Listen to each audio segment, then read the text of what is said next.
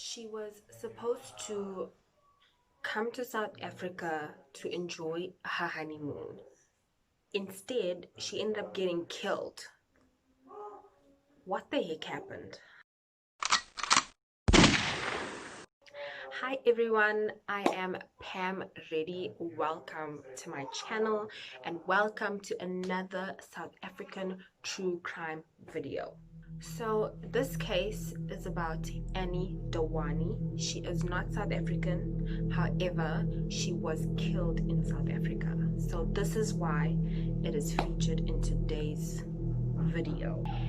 Anni was born Anni Nina Hindotcher and she is from Mariestad, Sweden. I hope I'm pronouncing that correctly. If not, I do apologize. She had two siblings, a brother and a sister, and she was born to parents Vinod and Neelam Hindotcher. Her parents described her to be a very happy child. She had her favorite Barbie toy. She was obviously very beautiful, and she loved her Indian roots. By the way, she's of Indian origin. She loves her Indian roots. She studied and learned Gujarati. She loved Bollywood music, and she had an engineering degree. She was also super close to her cousin Sneha. They were described to be inseparable. And of course, she would then meet and marry her husband Shreen, or Shreen, I'm not sure of the pronunciation. I do apologize, but I will just call him Shreen.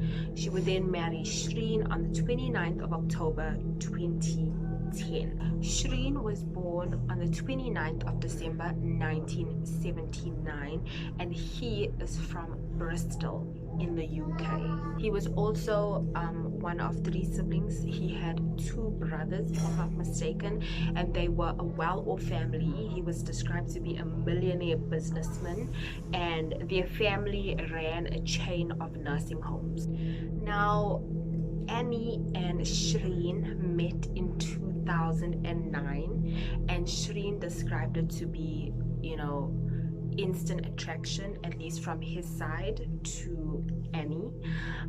He said they had lots of chemistry. He felt that their chemistry was mutual, and they were also similar in that they were ambitious and had the same views for the future. I assume, dating and then heading to marriage. He also did say that they argued a lot as well. Despite the arguments, every couple argues, right? So despite that, in June 2010, he organized a jet.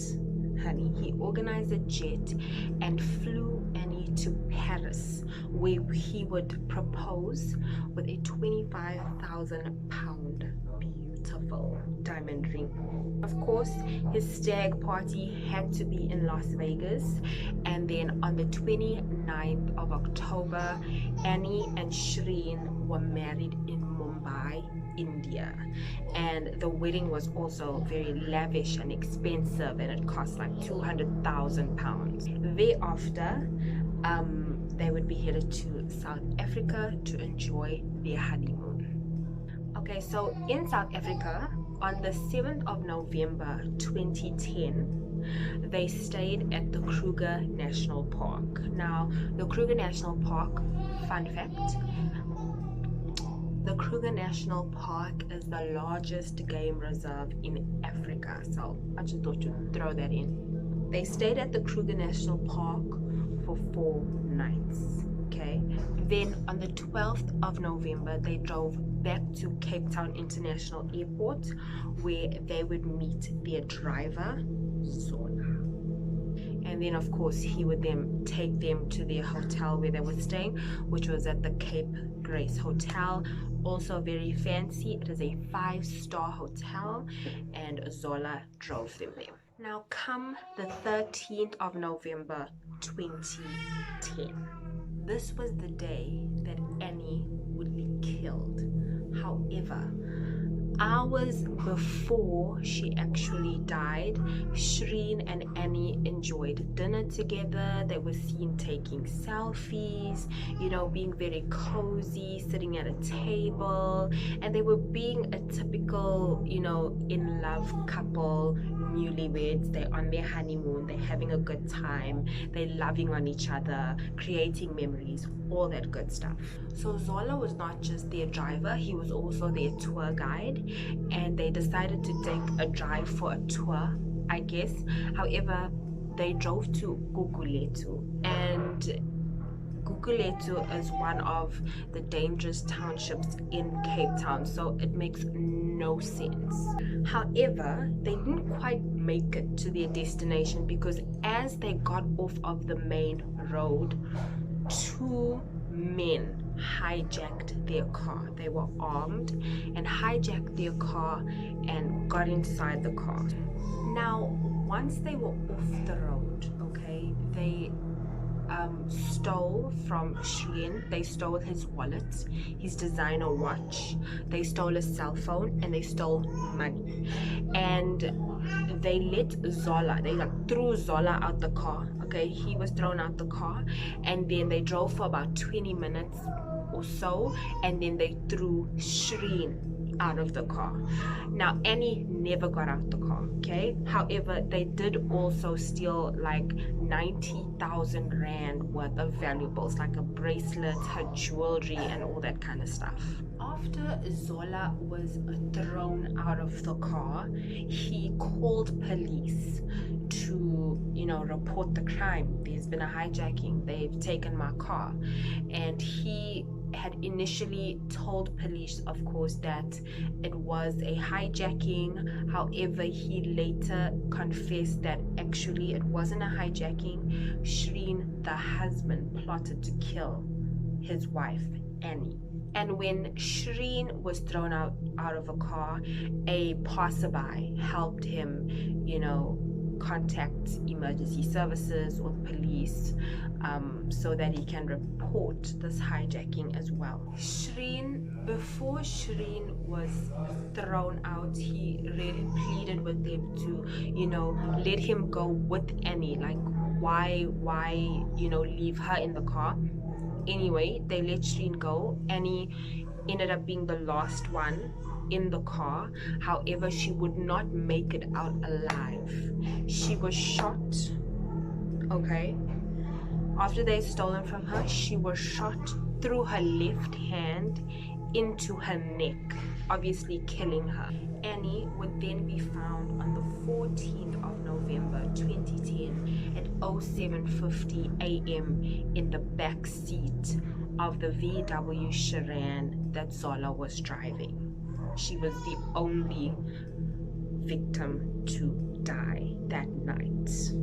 Okay, now we are going to back it up, because this case, like, there's questions, so many questions, there's so much information about this case. I just hope I'm able to fit it all in. But yeah, let's just back it up a little bit. Now, this case was a global case, okay? So a lot of you that are familiar with this case will know that Shireen, Annie's husband, was accused of plotting her murder. Okay, so when Annie and I keep forgetting his name. When Annie and Shireen had arrived at the Cape Grace Hotel, he is seen going back to Zola, the driver.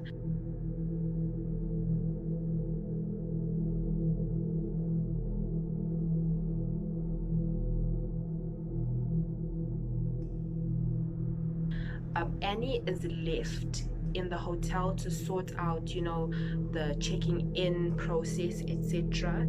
And then there's also CCTV footage of her being taken to their room without Shireen. And Shireen, you see, going back into the parking lot to speak to Zola. Annie's body was found on the 13th of November 2010, and the very next day, Zola, the driver, was arrested for the murder. And this is where he sang like a canary. Okay, Zola said that Shreen is involved, that Shreen organized everything. Shreen, the husband, is the mastermind behind Annie's death. And Zola also said that Shreen had offered 15,000 rand. 15,000 rand? Really? Anyway, he offered 15,000 rand for the death of Annie, according to Zola, who would then implicate the other two armed robbers, Mzwi Wamadoda and Polile.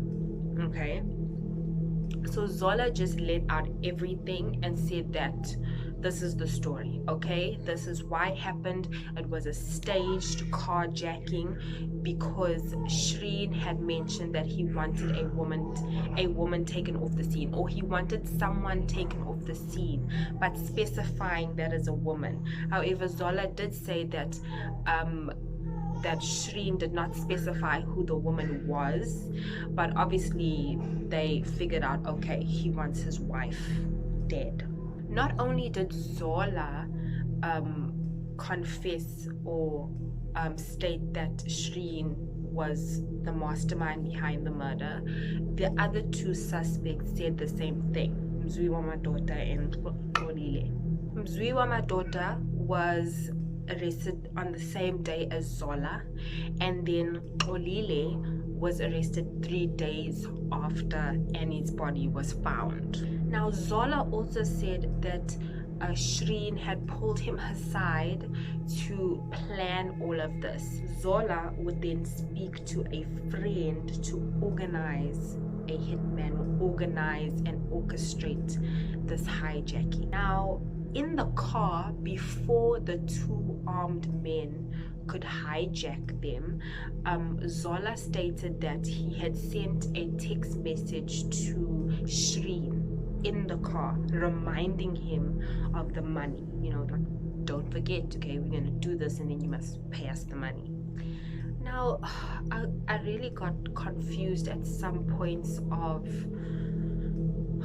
this case. There's just so much information, but I believe, please correct me if I'm wrong, this is a well-known case, but you know, I'm bound to get some little details incorrect. I believe Mzwi Wamadoda was the hotel receptionist. I had watched a video clip stating that he was the hotel receptionist, so that was the connection.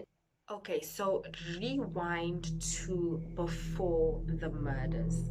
Sneha is Annie's cousin, who she was very close to Sneha. They were inseparable, they were best friends.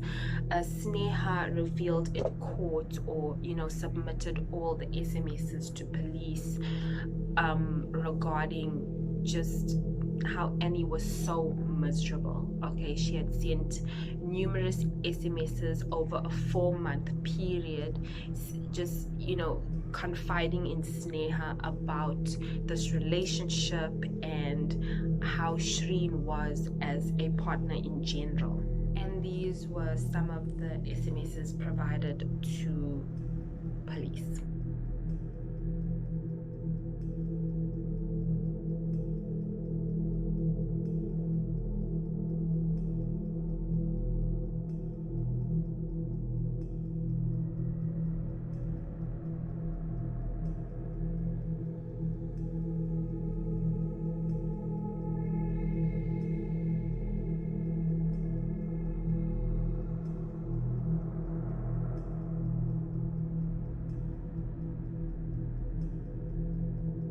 Now, according to Sneha, Annie had wanted to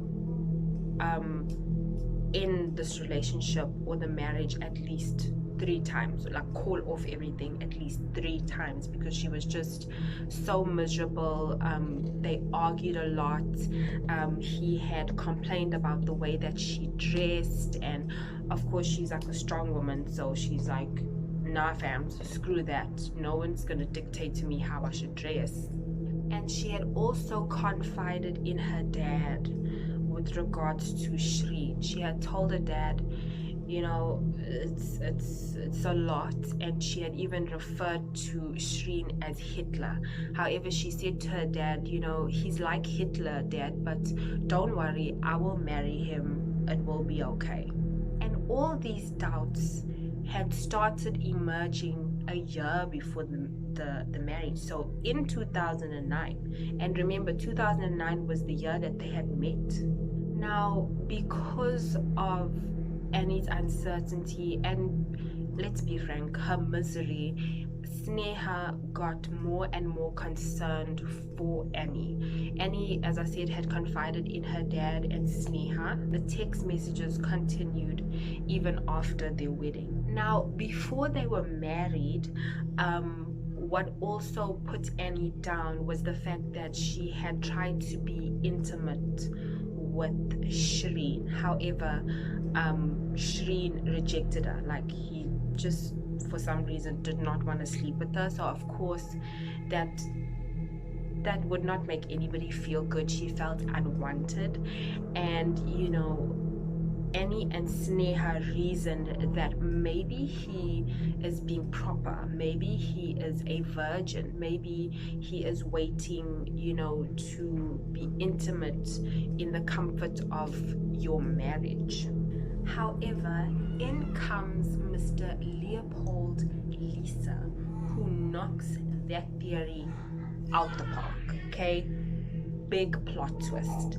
Leopold, I'm just gonna call him Leo had testified in court that Shreen and himself used to be a thing. Okay, they were vibing, they were lovers, but paid for. Okay, Shreen used to visit Leo for sessions valued at about 400 pounds, and Leo testified that when Shreen would come by him, this was during his relationship with Annie. Leo explained that Shreen had mentioned to him that he is engaged to Annie, and Shreen would tell him that, you know, she's a lovely girl, she's a nice girl, however, he cannot break it off with her as his family would disown him.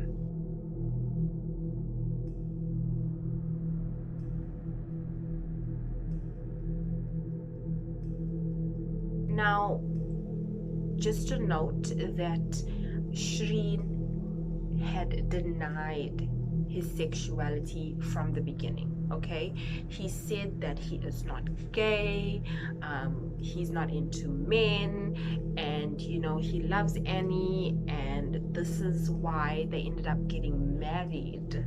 Meanwhile, Mr. Dewani here is busy creeping around paying for male prostitutes. I mean, just to be honest, bro. Again, one of the times when Annie had wanted to be intimate with Shreen, then he used infertility as an excuse, saying, you know, he's on infertility medication and so he can't be intimate with her. And that's when Annie just, that was the last straw for Annie. She was like, okay, back that up. If you are taking fertility pills, that means you are infertile and you can't give me kids. And Annie always saw kids in her future, so that was the last straw. And this was when Annie actually broke it off with Shreen. Now, in the times where Annie would you know, break up with him or try, you know, get out of the relationship, she stayed because Shreen would always convince her to stay. And you know, say that we can try again, it will be better, etc., etc. But of course, it never got better. And with this excuse now regarding fertility or infertility, she just couldn't do it anymore, and she wanted out because, of course, if she's getting married, she wants to have kids with her husband. And if this was not on the table, then she was out of there. So she finally broke it off. Annie had, told her parents and Shireen's parents that this is not going to work. I'm out of here. He can't have children, or he has a problem with, fertility, etc. However, Shireen's grandmother contacted Annie's father to convince him to please speak to Annie to stay with Shireen, because if not, then their family's reputation would be down to zero, would go down to zero. Now, Annie had broke off the relationship on the 22nd of September 2010. After the dad spoke to Annie, of course, eventually they got back together. Now, after they had gotten back together, there was still SMSs from Annie to Sneha, still complaining. Guys, just let this woman get out of the relationship. There's just too many red flags, too many complaints to stay in this relationship. But it's frustrating, because when you feel free to look it up, but when you go through the SMSs, it's like she really was not happy. She was not happy being with that man, despite what you see on CCTV of them being happy and taking photos and stuff like that. She wanted to go out. She wanted to get out of this relationship, but for some reason she was bound to it, because if not, then the family reputation has gone out the window. Of course, Annie's dad was concerned, because Annie's dad and Sneha were not really for the relationship, especially because Annie confided in both of them, with regards to how she was feeling and the state of the relationship. So her dad was not keen on this relationship at all, because he knew that Annie was unhappy. Now, Sneha had received distressed messages from the 22nd of September right through to the 11th of November. However, on the 11th of November 2010, there seemed to have been a change of heart from Annie. Annie texted, "He's a nice guy in all the ways, but I don't feel happy at all." But just a day later, "It's going better than before. Hard to explain, but I'll call you soon as I return. Hate the word divorce." And this time, her message to Sneha stated that, there's been a change, things are getting better. We're not all the way there, but we are getting there. And she seemed to have been in a happy space now, which is weird. I don't know what it is. Like, how does it just flip in a day? I don't know. It's weird for me. Maybe it's just me, but however, that specific SMS sent to Sneha on the 11th of November stated that things were looking up. Little did she know it would be just 2 days before she would get killed. Now, what I don't understand about this setup, it was a hijacking, but her body was found in the car. Why didn't they take the car? And this is what the car looked like, by the way. It's a VW Chiron. We are here in Singolonati Street, where the victim was found in a car, abandoned. She never did return. 3 days later, Annie was found shot dead in the back of an abandoned taxi in Cape Town. Now, according to autopsy, she was shot through her left hand and into her neck, which severed an artery, and I think, touched her spine, or, shot through her spine as well. And this shot would kill her. However, they said in court that it seemed as if there was a struggle. Maybe they were trying to, take her jewelry off of her, but she was fighting back. And because of the struggle in the car, please excuse my son if you can hear that. Because of the struggle in the car, the gun went off by mistake, so that's how she would have been shot. There was no sign of sexual assault. She was just shot and left in the backseat of the car, and the car was also there because, I mean, if you are stealing the car, that's why people get hijacked, right? If you are hijacking somebody, you are going to either throw them out like they threw Zola and Shreen out and take the car, right? But no, they killed Annie and left the car as well. So you know what I mean? Like, I'm so confused. But of course, if this was a setup and somebody planned her murder, then the story makes sense. Which, according to Zola and Mzwiwa Madoda and Xolile, this was a setup. So they got what they wanted. They killed Annie for Shreen, and that was that, right? Now, there's also CCTV footage of Zola and Shreen the day after the murder.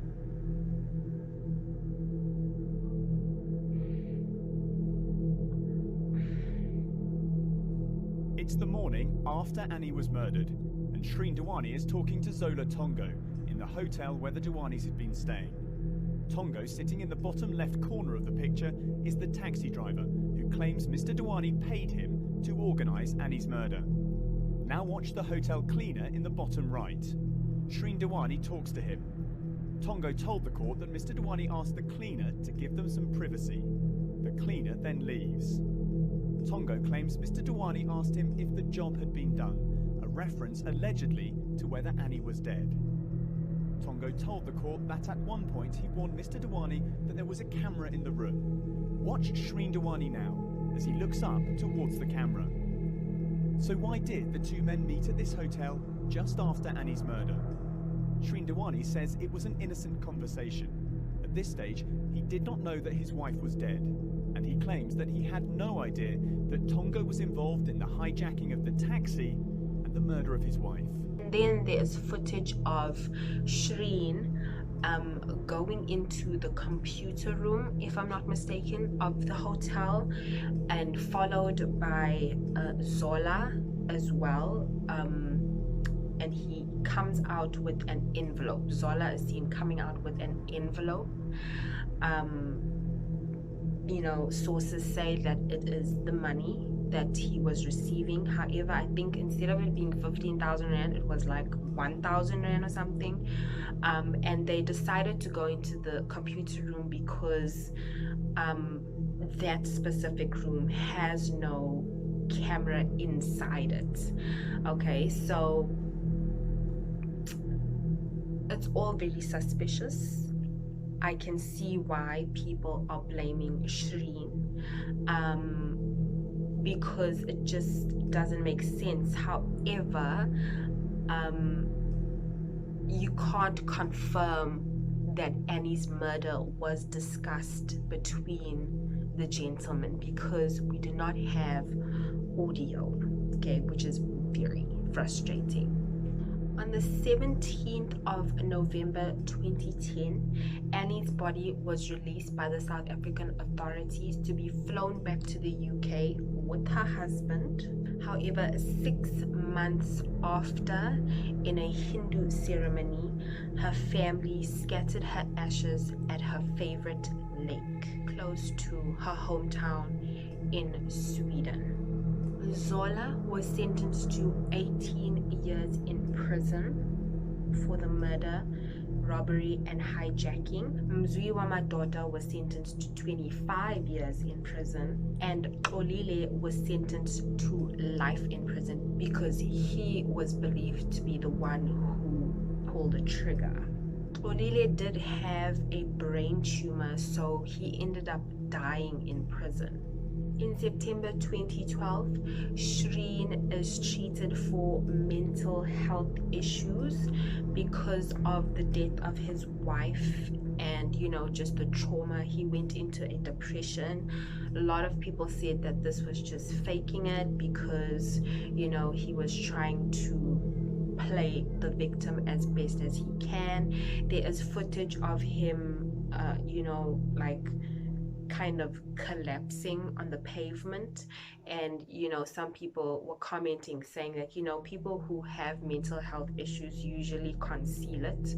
Like for them it's like they're trying to hide the fact that they're struggling as much as possible, but Shreen, you know, just displays it so effortlessly, you know, to look so convincing that he's struggling, that his wife died. Shreen was acquitted of all charges. He was acquitted and all charges were dismissed because of lack of evidence. And between Zola, Mzwiwa-Madota, Olile, their statements were so upside down. They were so confused. They contradicted their statements. Their testimonies contradicted their statements contradicted each other.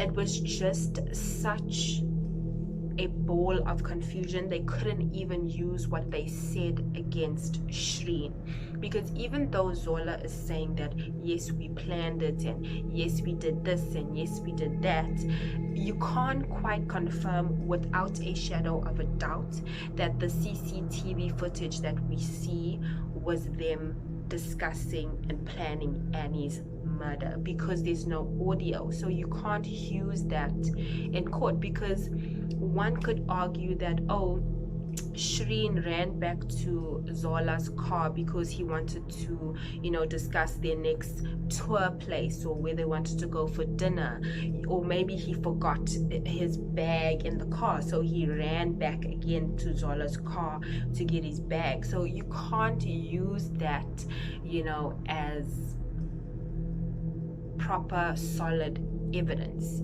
It means nothing. Unfortunately, as much as I honestly feel like he was behind the murder, there was no solid concrete evidence to use against him to put him in jail, unfortunately, which is the most frustrating thing with murder cases. It's like you can't just go on somebody's word because of hearsay. You have to provide solid evidence. Or if somebody can just give us the CCTV audio,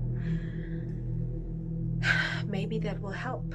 Now, Shreen was extradited. He was ordered to come back into South Africa to face trial. He did fight this, like he fought hard to not have to face trial. Now, to be extradited is to come back to the country where the crime was committed. So because Annie was not killed in the UK, he can't have a trial there. You know, he has to come back to South Africa, since South Africa is where Annie was killed. He fought to not be extradited, which is another thing that does not work in his favor, and that makes me feel like he is behind it. Like, if my spouse, my husband, was killed on my honeymoon, I didn't even get a chance to spend a year with you as a married couple, and you get killed, of course I'm going to want to go all out. I am bringing out all the guns. We are getting all the detectives. We are going to get to the bottom of this. I'm not going to go hide in my house, because as a wife I will want justice to be served. But if anything, Mr. Dewani was fighting extradition. Like, sure, extradite me, let me come back, let's prove that I'm innocent, and let's get the real killers. But no, he was busy wanting to hide in the UK, which is very frustrating. It does not look good, okay? It does not look good. It makes us think that, yeah, dude, you really did plot this murder. So eventually he lost and he had to come to South Africa and start trial. His trial started on the 6th of October 2014. So for 4 years he was busy fighting it, okay, if I'm not mistaken. So come the 6th of October 2014, and guess what? On the first day of trial, Shreen admits that he is bisexual.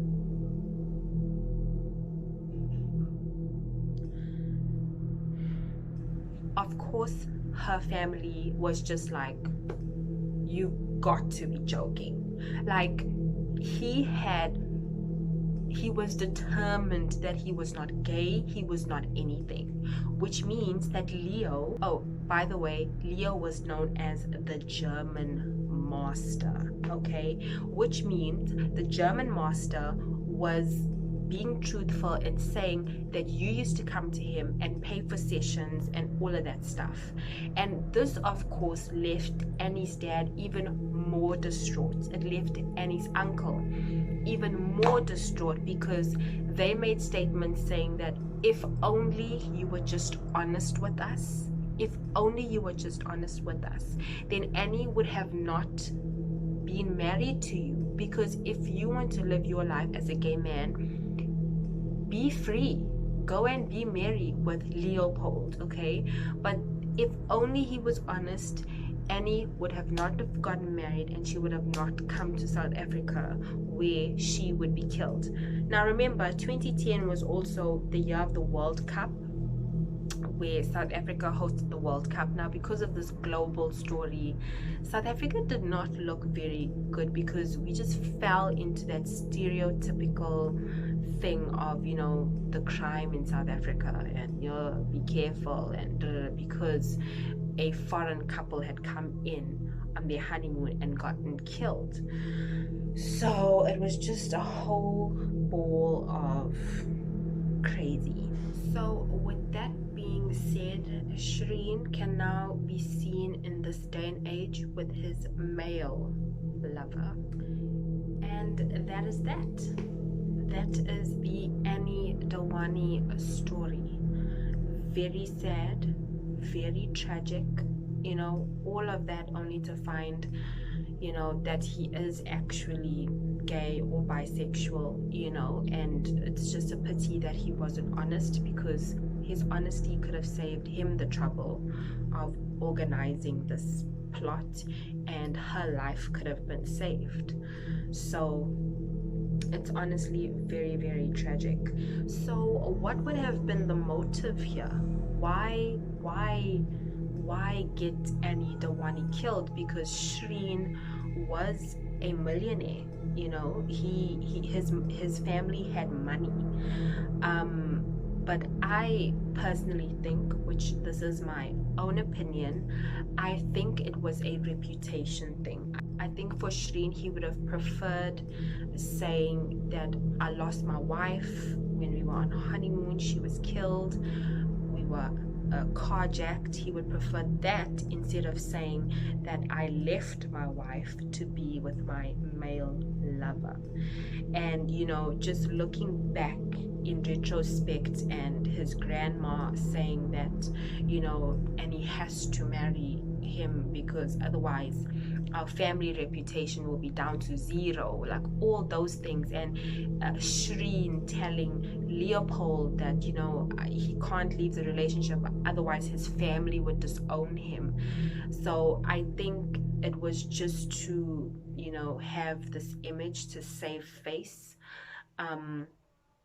Otherwise she didn't have to die. It's definitely not a money thing, because he's got money, and, you know, it's been reported that now he is doing property, so he's got money. And that's not all. After this case, and of course him being acquitted and all of that, his business just started booming. Like, he started making like 3 times the amount he was making.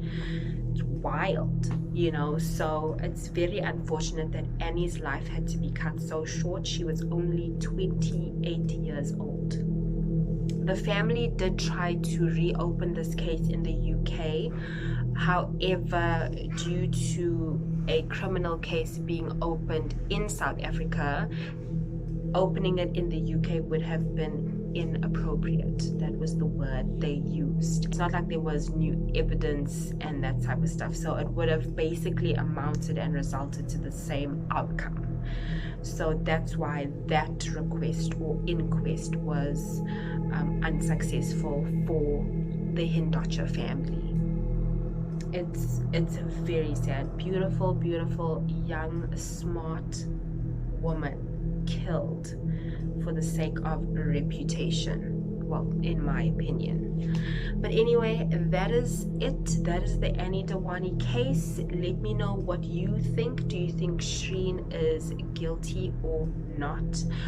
Thank you for tuning in. Don't forget to like, comment, share, subscribe, and I will see you in my next video. Cheers.